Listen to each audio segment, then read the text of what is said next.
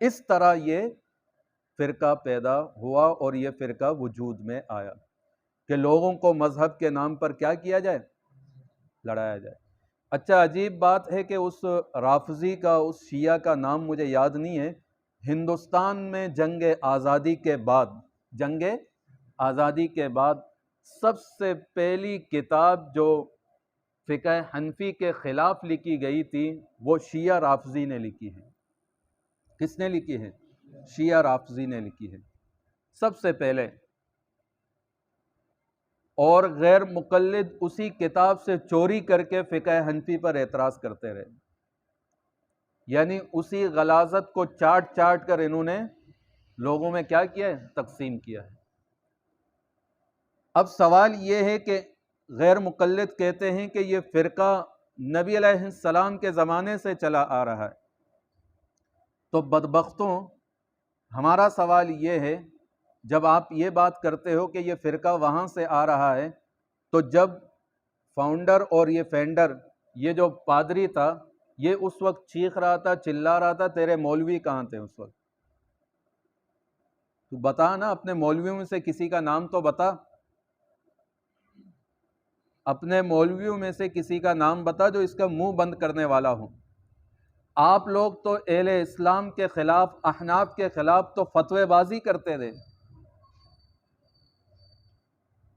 ینابیع جو حضرت مولانا سرفراز خان صفدر صاحب رحمۃ اللہ علیہ کی چھوٹی سی ایک کتابچہ ہے جس پر تراویح کے حوالے سے انہوں نے لکھی ہے، تو اس کا جو ترجمہ ہے حضرت نے ترجمہ پیش کیا ہے، تو اسی پر خود موجود ہے کہ سب سے پہلا فتویٰ 20 رکعت تراویح کے بدعت ہونے پر انہی غیر مقلدین نے دیے۔ پہلا فتوی بازی انہوں نے جاری کی، اور سب سے بڑی بات کہ غیر مقلد کے وجود سے پھر چکڑالوی، منکرین حدیث یہ پیدا ہوئے، پھر انہی کے ہی وجود کے بعد مرزا غلام احمد قائدیانی، وہ جو پہلے تھا وہ غیر مقلد تھا، سیرت المہدی دے کے ان کی کتاب کہ غیر مقلدین کے ساتھ ان کی مشابہت ہے۔ تو یہ جتنے بھی فرقے بعد میں پیدا ہوئے، منکرین حدیث، منکرین ختم نبوت، یہ سب کے سب، یہ ڈپٹی نذیر، آپ لوگوں نے سنا ہوگا ڈپٹی نذیر، یہ جو ڈپٹی تھا اس وقت جو ہے نا بہت بڑے انگریز کے وفاداروں میں سے تھا، تو اسی لیے یہ لوگ جو پیدا ہوئے ہیں بعد میں، انہوں نے اپنی ترجمہ لکھا، انہوں نے پھر اپنی تفسیر لکھی، تو انگریز کے دور سے پہلے کوئی ایک کتاب ان کی نہیں ہے غیر مقلد کی، انگریز کے دور سے پہلے ان کی کوئی کتاب نہیں، حتیٰ کہ الحیات بعد الممات، اس کے صفحہ نمبر 228 میں خود نواب صدیق سید نذیر حسین دہلوی کے سوانح حیات کو مولوی عبد الخالق صاحب جمع کرتے ہیں، وہ لکھتے ہیں کہ سو بانی مبانی اس فرقہ نومولود کا عبد الحق ہے۔ کون ہے؟ عبد الحق ہے، جو چند دنوں میں سے بنارس میں رہتا ہے۔ بنارس ہندوستان میں ایک شہر ہے، وہاں رہتا ہے، اور یہ بدبخت وہ انسان تھا کہ جو سیدہ عائشہ رضی اللہ تعالی عنہا کے خلاف بکواسیں کرتا تھا، یہ وہ انسان تھا۔ اسی طرح آپ دیکھ لیں تنبیہ الضالین صفحہ نمبر 3 کے اندر، اور نظام الاسلام جو کتاب ہے اس کتاب کو دیکھ لیں، ان میں ان کی تاریخیں بڑی پڑی ہے۔ نواب صدیق حسن صاحب جن کی وفات 1890 عیسوی ہے، یہ نواب صدیق حسن صاحب الحتہ فی ذکر صحاح ستہ، اس نام سے یہ کتاب انہوں نے لکھی ہے۔ اس کے صفحہ نمبر غالباً 153 میں یہ لکھتے ہیں، کہتے ہیں اس زمانے میں ایک ریاکار اور شہرت پسند فرقے نے جنم لیا ہے جو ہر قسم کی خامیوں اور نقائص کے باوجود اپنے لیے قرآن و حدیث کے علم اور ان پر عامل ہونے کے دعوے دار ہے، ان پر عامل ہونے کے دعوے دار ہے، حالانکہ علم و عمل و عرفان سے اس فرقے کو دور کا بھی واسطہ نہیں۔ اس فرقے کو انہوں نے خود لکھا ہے کہ اس زمانے میں ایک ریاکار اور شہرت پسند فرقے نے جنم لیا ہے۔ نواب صدیق حسن صاحب نے خود لکھا ہے۔ اسی طرح اس کے علاوہ ان کے ایک اور محدث اور مورخ مولانا محمد شاہجہان پوری صاحب، جن کی وفات 1920 عیسوی ہے، 1920 عیسوی، انہوں نے یہ کتاب جو ہے 1319 ہجری کو لکھی، 1319 ہجری کو۔ قمری اعتبار سے ان کی وفات 1338 ہجری بنتی ہے، 1338 ہجری بنتی ہے۔ تو انہوں نے ایک کتاب لکھی الارشاد الی سبیل الرشاد۔ اس کتاب کے اندر یہ خود لکھتے ہیں غیر مقلد مولوی کہ کچھ عرصے سے ہندوستان میں ایک ایسے غیر مانوس مذہب کے لوگ دیکھنے میں آ رہے ہیں جس سے لوگ بالکل ناآشنا ہیں۔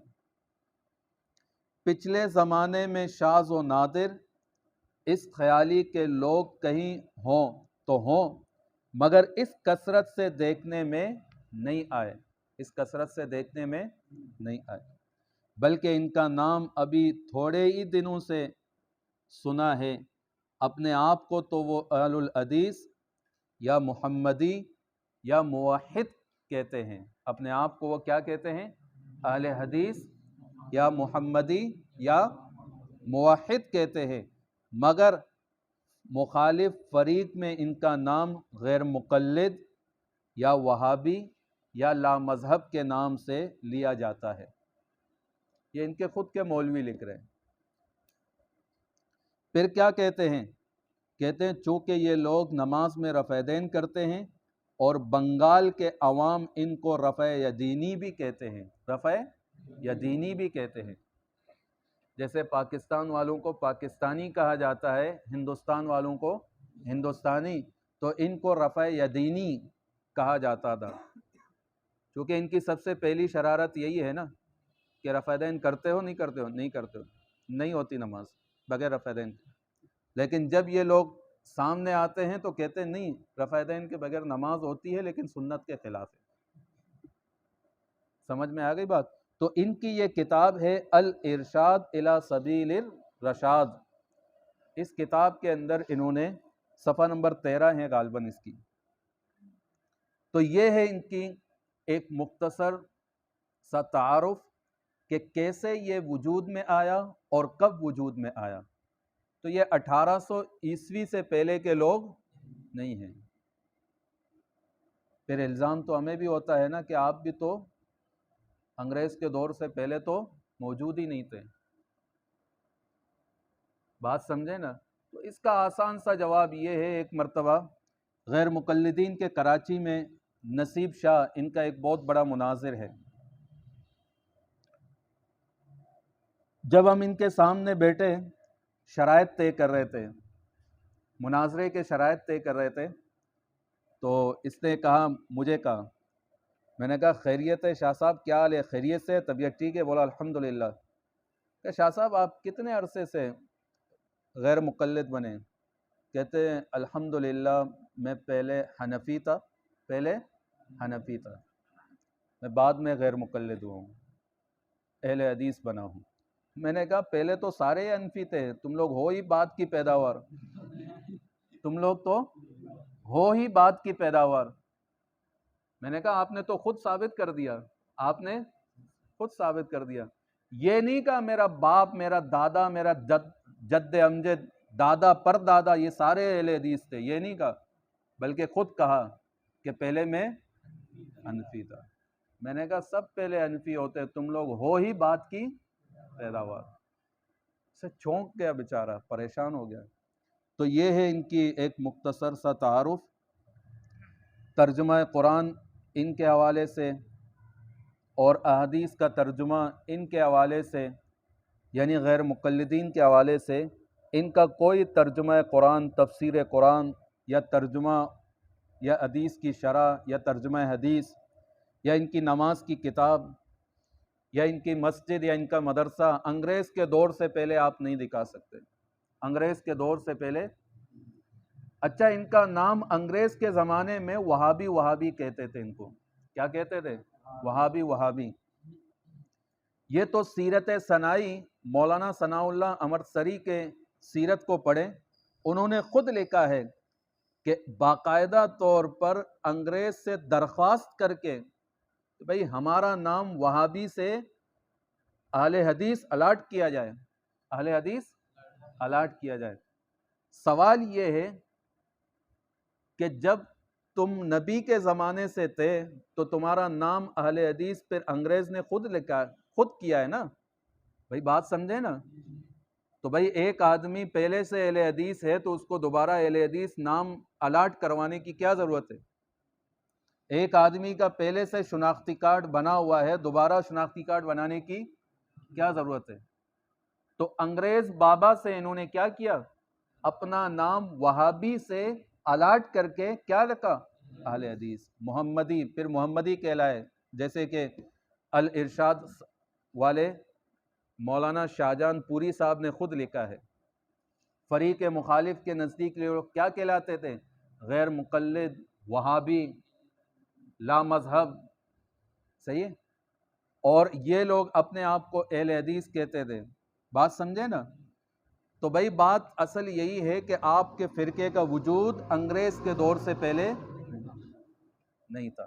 جیسے کہ منکرین حدیث یا منکرین ختم نبوت، ان کی کوئی نہ ترجمہ، نہ قرآن کی تفسیر، نہ کوئی حدیث کا ترجمہ، نہ شرح حدیث، اور نہ ان کا مدرسہ، نہ ان کا عبادت خانہ انگریز کے دور سے پہلے موجود نہیں تھا، اسی طرح غیر مقلدین کا بھی انگریز کے دور سے پہلے ان کا وجود نہیں تھا۔